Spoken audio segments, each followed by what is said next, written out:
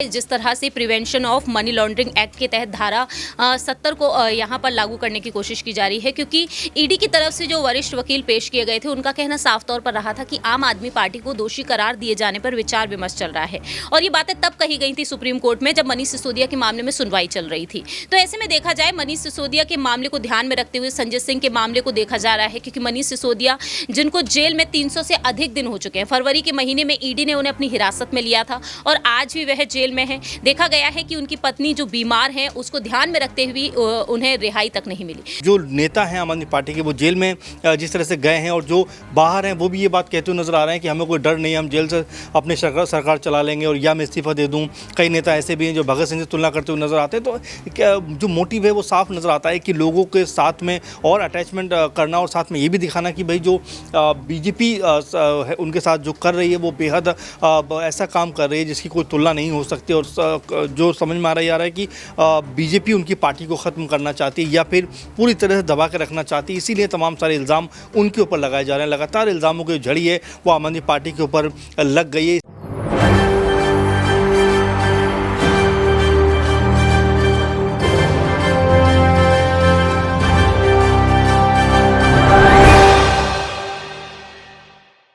नमस्कार, SPN 9 news आप देख रहे हैं। आपके साथ मैं हूं अक्षय अग्रवाल। स्वागत है आप सभी का SPN 9 न्यूज की इस खास पेशकश किस्सा सियासी है में।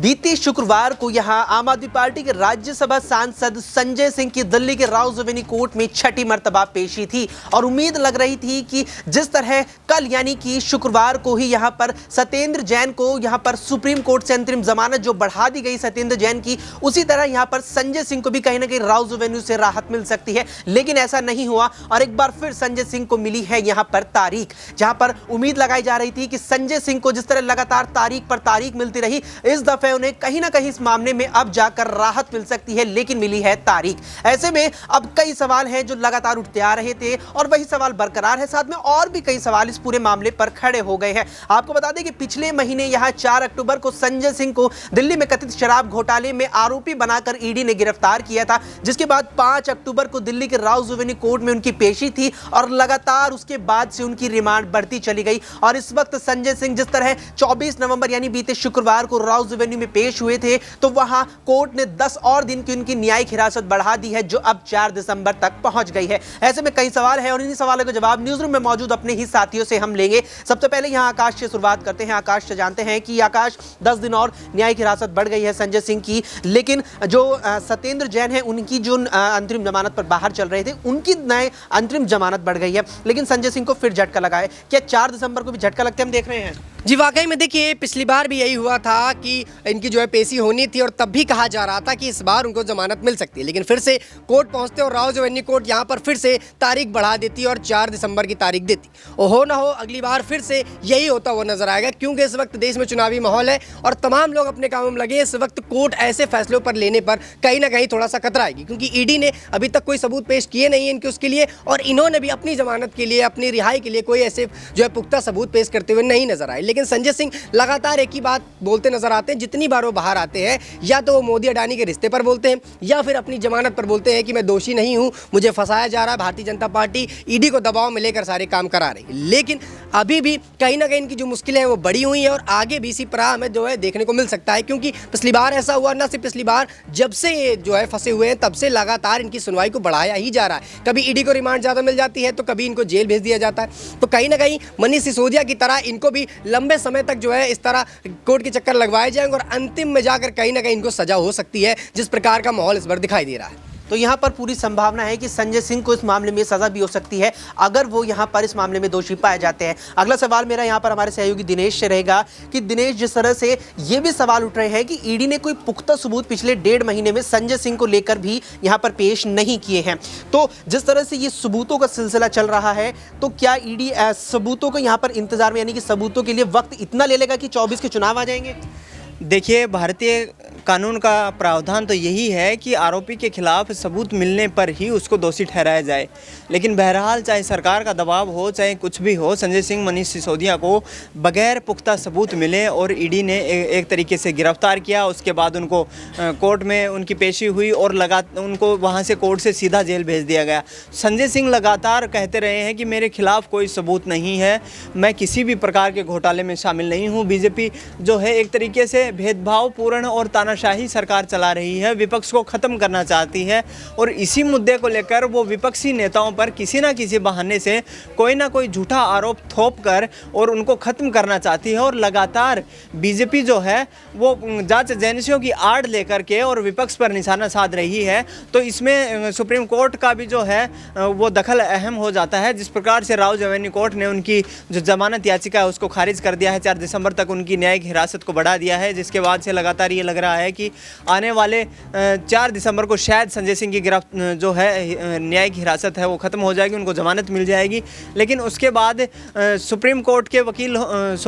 सुप्रीम कोर्ट के जजेज हों चाहे राउज एवेन्यू कोर्ट के जजेज हों, उन्होंने ईडी के अधिकारियों को कड़ी फटकार लगाते हुए कहा है कि जल्द से जल्द सप्लीमेंट्री चार्जशीट पेश की जाए, जिससे कि कार्रवाई को आगे गतिशीलता दी जा सके। तो यहाँ पर ईडी को भी इस मामले में फटकार लगी है, न केवल राउज एवेन्यू से बल्कि यहाँ सुप्रीम कोर्ट से भी फटकार लगी है। ऐसे में अगला सवाल मेरा यहाँ प्रियांशी से रहेगा कि प्रियांशी, ईडी ये कह चुकी है यहाँ पर सुप्रीम कोर्ट में कि जो हमारी जो जांच है वो इस ओर इशारा कर रही है कि जो घोटाला हुआ है इसमें आम आदमी पार्टी शामिल रही है और पीएमएलए की धारा 70 का जिक्र आ चुका है। तो अगर उसके तहत केस दर्ज होता है और अगर पार्टी दोषी पाई जाती है तो क्या चुनाव आयोग यहाँ पार्टी की सदस्यता रद्द करेगा?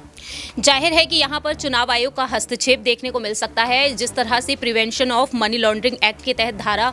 70 को यहाँ पर लागू करने की कोशिश की जा रही है, क्योंकि ईडी की तरफ से जो वरिष्ठ वकील पेश किए गए थे उनका कहना साफ तौर पर रहा था कि आम आदमी पार्टी को दोषी करार दिए जाने पर विचार विमर्श चल रहा है। और ये बातें तब कही गई थी सुप्रीम कोर्ट में जब मनीष सिसोदिया के मामले में सुनवाई चल रही थी। तो ऐसे में देखा जाए मनीष सिसोदिया के मामले को ध्यान में रखते हुए संजय सिंह के मामले को देखा जा रहा है, क्योंकि मनीष सिसोदिया जिनको जेल में 300 से अधिक दिन हो चुके हैं, फरवरी के महीने में ईडी ने उन्हें अपनी हिरासत में लिया था और आज भी वह जेल में है। देखा गया है कि उनकी पत्नी जो बीमार है उसको ध्यान में रखते हुए उन्हें रिहाई तक नहीं मिली। तो संजय सिंह के मामले में भी यही देखने को मिल रहा है। और ऐसे में अगर आम आदमी पार्टी दोषी करार की जाती है, जिस तरीके से विधायक और सांसद दोषी करार किए जाते हैं, उनकी विधायकी और सांसदी चली जाती है, ऐसे में कहीं ना कहीं आम आदमी पार्टी अगर दोषी करार पाई जाती है तो ऐसे में आम आदमी पार्टी पूरी तरीके से साफ होती हुई नजर आएगी। जिन जिन राज्यों में उनके विधायक, पार्षद, कार्यकर्ता हैं, जाहिर है कि यहाँ पर सभी को दरकिनार कर दिया जाएगा और इतिहास में हम पहली बार देखेंगे कि कोई पार्टी पूरी तरीके से समाप्त होती हुई नजर आएगी। तो ऐसे में अरविंद केजरीवाल ने साफ तौर पर कहा था, जब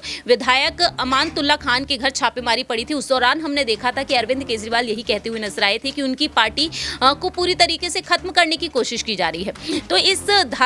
एक्ट के तहत कहीं ना कहीं इस पार्टी को खत्म करने की कोशिश जारी है। और ऐसे में देखना यहाँ पर यह होगा कि 2024 से पहले, लोकसभा चुनाव से पहले, क्या इन नेताओं को रिहाई अब केजरीवाल दिला पाएंगे या फिर नहीं। तो यहाँ पर साफ तौर पर ये बात निकलकर सामने आ रही है कि 2024 के लोकसभा चुनाव भी नजदीक आ रहे हैं और क्या उससे पहले यहाँ पर आम आदमी पार्टी के जो तमाम नेता हैं, फिर चाहे उसमें सत्येंद्र जैन हो, मनीष सिसोदिया हो, संजय सिंह हो, या यहाँ पर इस 2024 के चुनाव नजदीक आने तक और भी नेताओं की अगर गिरफ्तारी होती है तो क्या भी जेल में ही रहेंगे, या यहाँ पर अरविंद केजरीवाल को यहाँ पर कोशिश और प्रयास के जरिए अपने नेताओं को बाहर निकाल के कि यहाँ पर जो है कहीं ना कहीं सफलता प्राप्त करते नजर आ सकते हैं। एक आखिरी और छोटा सवाल मेरे यहाँ हमारे सहयोगी अमन जी से रहेगा कि अमन जी, अरविंद केजरीवाल का जिक्र चल रहा है और उन्हें ईडी का समन पूछताछ के लिए प्राप्त हुआ, जिसकी उन्होंने जवाब यहां पर नहीं दिया। अब कानून कहता है कि 3 समन तक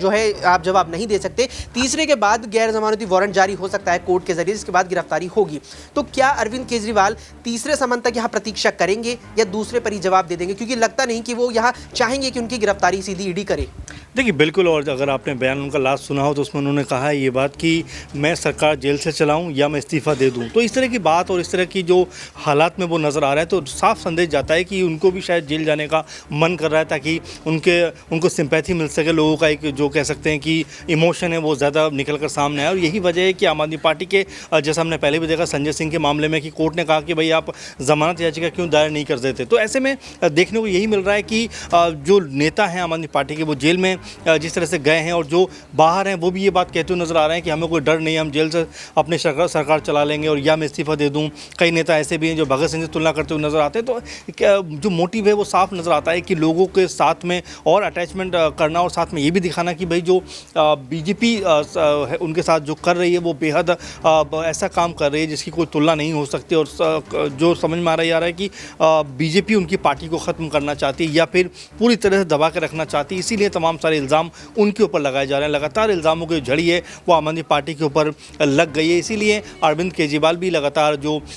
3 बार दिल्ली के सीएम रह चुके हैं, हो चुके हैं, वो भी समझ रहे हैं पूरा खेल, और इसीलिए वो लगातार इस तरह का सिंपैथी कार्ड खेलते हुए नजर आ रहे हैं। मुझे लगता है कि आने वाले दिनों में अगर उनकी गिरफ्तारी होती भी है तो वो भी उनकी पार्टी के लिए कहीं ना कहीं फ़ायदे का सौदा हो सकता है। तो यहाँ पर सुना आपने अमन जी को, उनका कहना है साफ तौर पर कि आम आदमी पार्टी जो है कहीं ना कहीं यहाँ पर भावनात्मक सहानुभूति अब इस पूरे खेल के जरिए जो है प्राप्त करना चाहते हैं, यानी कि जो है इमोशनल सिंपैथी आम आदमी पार्टी जो है यहाँ पर कहीं ना कहीं तमाम जो है यहाँ पर कार्यकर्ता पार्टी के हैं, यहाँ पर जनता से जो है वो यहाँ पर लेना चाहती है। क्योंकि जिस तरह से संजय सिंह की इस मामले पर यहाँ गिरफ्तारी हुई, उसके बाद अरविंद केजरीवाल को लग भी रहा है कि उनकी भी इस मामले पर अब जो है गिरफ्तारी हो सकती है। बहरहाल अब देखना है कि इस मामले पर ईडी संजय सिंह को लेकर अपना क्या कदम उठाती है। और 4 दिसंबर को जिस तरह से दिल्ली के राउज एवेन्यू कोर्ट में एक दफा फिर यहां संजय सिंह की पेशी है, तो क्या उन्हें इस बार फिर से यहां पर मिलेगी जमानत या फिर एक बार फिर उन्हें यहां पर मिल सकती है तारीख।